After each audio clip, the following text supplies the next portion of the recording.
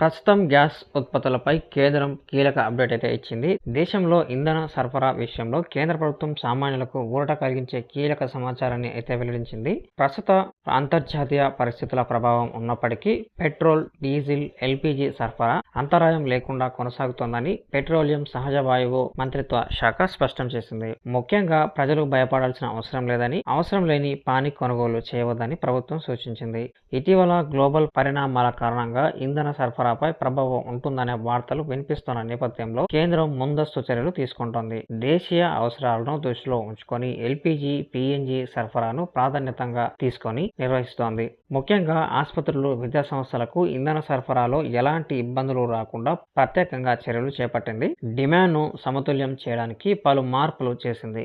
రీఫైనరీల ఉత్పత్తిని పెంచడం, పట్టణ ప్రాంతాల్లో గ్యాస్ బుకింగ్ వ్యవధిని 21 రోజుల నుంచి 25 రోజుల వరకు, గ్రామీణ ప్రాంతాల్లో 45 రోజులకు పెంచడం వంటి చర్యలు తీసుకుంది.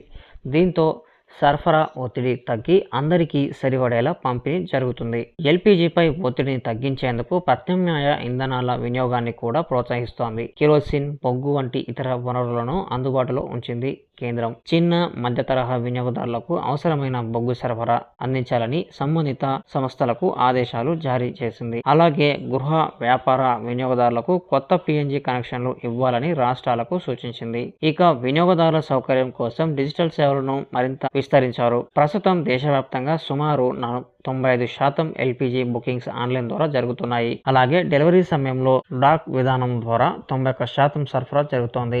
ఇది గ్యాస్ మళ్లింపులను అరికట్టడంలో సహాయపడుతుంది. ప్రస్తుతం దేశంలో ఎల్పీజీ సరఫరా సాధారణంగానే కొనసాగుతోందని ప్రభుత్వం స్పష్టం చేసింది. ఏ ప్రాంతంలోనూ గ్యాస్ కొరత నమోదు కాలేదని తెలిపింది.